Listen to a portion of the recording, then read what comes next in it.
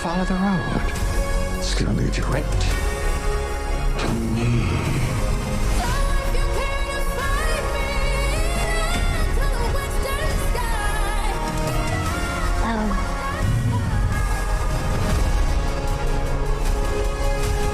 The best way to bring folks together is to give them a real good enemy. This wicked witch.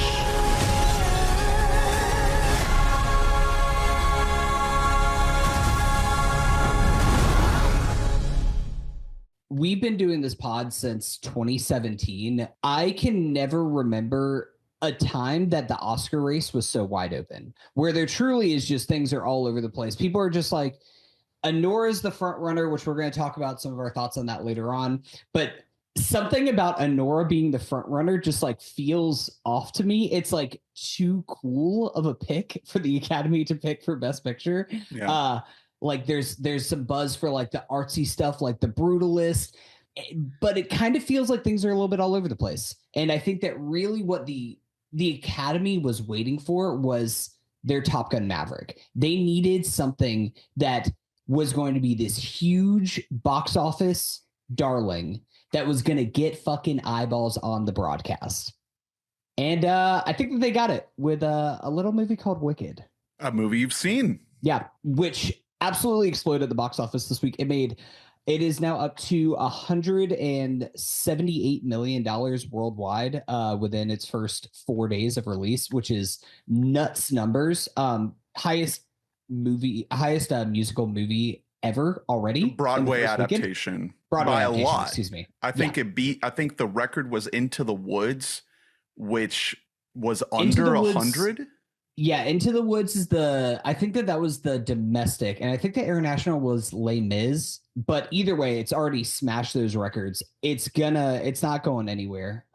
Which sidebar, great weekend for the movies between Wicked, also Gladiator 2, big success in which neither of us have seen as of this recording. We'll see what Gladiator 2's legs are. I'm a little bit more skeptical on that, but Wicked is a movie that I do think is going to be around for a while, and I think that it's going to have staying power until March, until we really get through the award season. So before you give your thoughts, I've been trying to straddle the line in the sand between the Wicked wars that are being waged or that were being prepped to be waged. I didn't want to pick a side. I didn't want to be anti-Wicked. I didn't want to be pro-Wicked. And as we were getting closer and closer, it seemed like I was going to be forced to take a side. Things were really heating up. And, I haven't seen the movie yet, but just based on the trailer, I was kind of leaning anti-Wicked. I was kind of about to fall strictly on the side of like, this is ass, this is trash. I don't know. I don't get this. I've never seen the musical. I don't really know anything outside of it being a Wizard of Oz riff. And now a lot of people have been watching the movie. Obviously it's out, but even the early buzz was very popular or very positive. Positive and popular, really. It's obviously there have been some detracting takes. It's not like overwhelming praise, but it is a lot better received than I was expecting. So I'm very, very curious, not just what you thought of it, but you have to talk about the people you saw it with too. You're coming in there with a lot of somewhat biased opinions. So I got to get the whole Mobley Mob take on Wicked. That's right. The Mobley Mob assembled for Wicked. I saw this movie with my sister and brother-in-law, who are both musical freaks. Like, we all kind of grew up doing theater and specifically musical theater, but she is super diehard, huge into Wizard of Oz, huge into Wicked, and had this whole prior relationship with it going into it, to the point that we were talking before the movie started, and she had a lot of reservations to it that were different than my own reservations, which is just like, how is this going to be done? Why is this movie 2 hours and 40 minutes and it's a part one when the entire Broadway show is only like 2 hours and 40 minutes So long. it's the first act of the play. It is the first act. The Wicked on Broadway ends with Defying Gravity. Like that is the act break song, and that is how the movie ends. Slight spoilers, I guess. But part 2 is coming. It's not a Dune thing where they were waiting. Like it's been shot, right? I'm pretty sure they filmed them at the same time, and then they were just like, we have so much of this, and Universal was like, hey, you know what we like is money from 2 musicals, so let's split it up into cash. 2. Wicked did learn the lesson of Mission Impossible Dead Reckoning, which is don't put part 1 in your name because people Dune won't go. And Dune, maybe you shouldn't do that. Bad marketing decision by Paramount there. But as far as Wicked itself goes, the film, I also had a lot of reservations because as much as I really enjoy musical theater, a lot of times that does not translate to movies at all. There is usually a lot of hit and miss where there's some songs that are great and then a lot of songs where it's just very forgettable, very mids, and it kind of bogs down the actual story. Because at the end of the day, I'm watching a movie. I care more about the movie than I do about the songs. I can just listen to music if I want to listen to songs.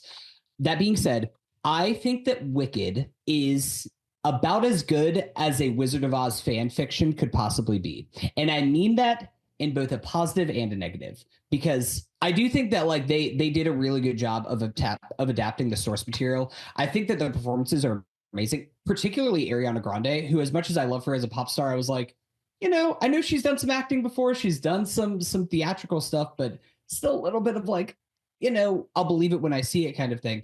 I think she kind of steals the movie, even from Cynthia Erivo. It's a much meatier role. Cynthia Erivo, I think, has a lot more to do in the second movie, because in this one, it's a lot of her performances. Let me just hold tears in my eyes for as long as possible and like be strong through the moment. So she doesn't have as much to do. Of course, incredible voice. Like her Defying Gravity is great. And as well as her other vocal performances. But Ariana Grande is amazing.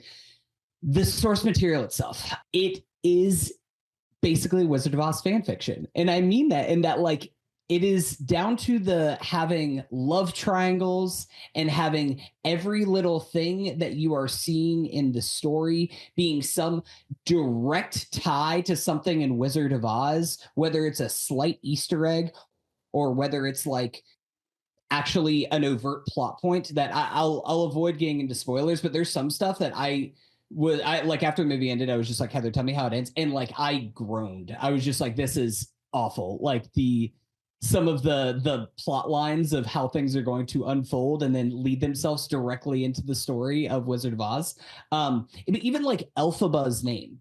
Elphaba is a amalgamation of L. Frank Baum, who wrote Wizard of Oz. Like, there's a reason why Elphaba isn't a real fucking name. It's just like trying to like make all of these little things. And there's a lot of that is just it's kind of cringy.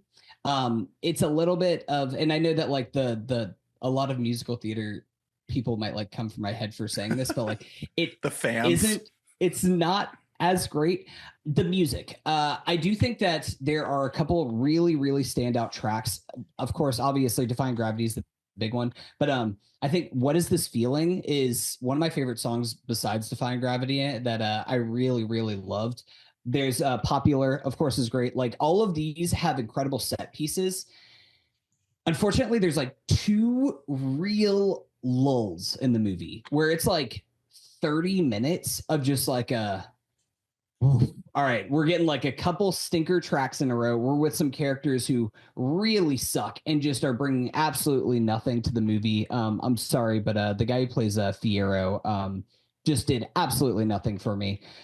But overall, I was entertained. It's kind of a movie that since seeing, I've like poked holes in my mind about. But while I was watching the movie, it swept me up a little bit. Like I was brought into it. And I think that much like a lot of musicals, if you give yourself over to them, then you will find a lot of merit in it. And if you think about it too much and you try to like cinema sense it, then you're going to hate it and you're going to have a bad time. I'm excited to check it out now that it's out. I'm not like rushing to the theater for it because I want all the fans to get all their pictures in the theater. I'm very upset to see all the posts of people taking photos of the movie screen, So I will avoid that. How was that at your screening? Were people taking pictures of the People screen? were very good at my theater. I said, because we saw it at the City Walk Universal movie theater, just to get like the best projection that we could, since Dolby screens were sold out opening weekend. And I like going to the movie theater. I was like, if people start fucking singing during the movie, I'm going to throw a full soda cup at them. Like, I did not pay $20 a ticket to hear somebody like openly like belting their version of Defying Gravity. Yeah. Again, I was a theater kid. I listened to enough altos, try to think like I can do Idina Menzel in every audition. I don't want to hear that whenever I'm in a movie theater. So luckily, I will say, well-behaved crowd. Yeah, it was a very well-behaved crowd. It was definitely like a good crowd for it, like a very positive crowd. We got some claps, especially like through the end. They really milk Defying Gravity, which that's kind of what you're there for. Yeah, it's like spread out over the course of like 10, 15 minutes of like closing, resolving action while it's still playing. But it's good. It's good. I'm especially excited to check it out if it goes all the way. If it gets nominated for Best Picture, if it gets like 10 Oscar nominations, like I'm gonna see this movie. I can't miss the Wicked moment. That's what I was gonna say, is that I feel pretty good that like after seeing it, I feel pretty positive that this is a lock for Best Picture nomination. Now, do I think it's gonna win? I don't really think so. One, because it is a part one, just like plain and simple, part ones never win. See, the whole conversation around Dune Part 2, why that can't win is because there's a part 3 coming. Don't write it out though, because you know, Top Gun Maverick didn't win because of the juggernaut of Everything Ever All at Once.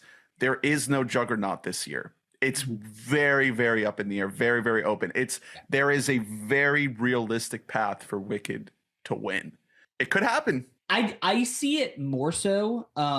It's gonna get like between 6 to 8 nominations. I think that it's gonna get a lot of below the line stuff. I don't really see the Cynthia Erivo case, to be honest with you. For supporting. Again, it's nothing against her. Well, I think they would run her lead. I think they would run Ari supporting. And I haven't checked in. Yeah, that is what they're campaigning. Yeah, I haven't checked in on what Gold Derby has right now. I got it pulled up right now. Where is Ariana Grande at on the list? Because I really could see her Cynthia being a dark horse, Erivo, especially if that movie breaks $1 billion. Cynthia Erivo is outside the 5. She's at 7 on Gold Derby. Ariana Grande is, oh my God, she's number 2 on Gold Derby. Behind Zoe Saldana for Emilia Perez. I'm not really surprised by that. Like, honestly, she is the best part of the movie. And like, I'm not even saying that as an Ari stan. Like, I was shocked by how good she like fully takes over this Glinda role in like a way that I just didn't really know she had in here. It was one of those things that after watching the movie, Guy and I were talking like, will she try to make a little bit of a turn into doing more acting? I think that she'll always want to be pop star first, but like I could see her try to dip her toes more into the foray. I mean, if she wins an Oscar, she definitely will, I'm sure.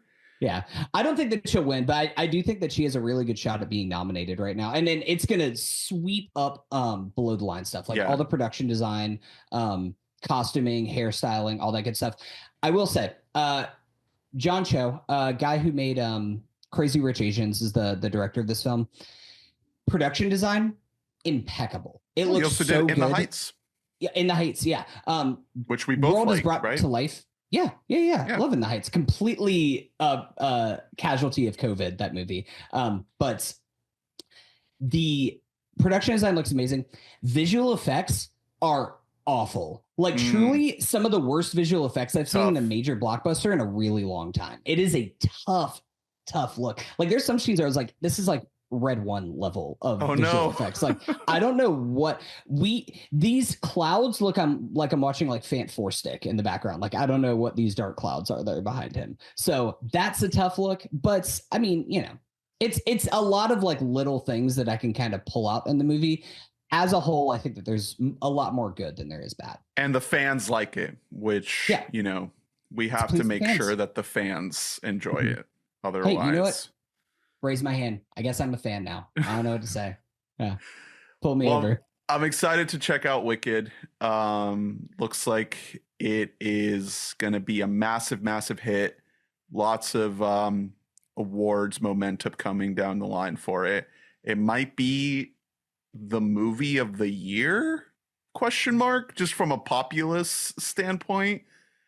We'll see. Is that kind of more of an indictment on the state of affairs in movies? It's like that, or like Deadpool and Wolverine and Inside Out 2? Yeah, like I don't. What is the 2024 movie? I mean, Dune 2 for me, but yeah. we'll I mean, see. it's just been a thing. It's been it's definitely the movie of the fall winter season, and it's going to be hard to supplant it at this point, I think.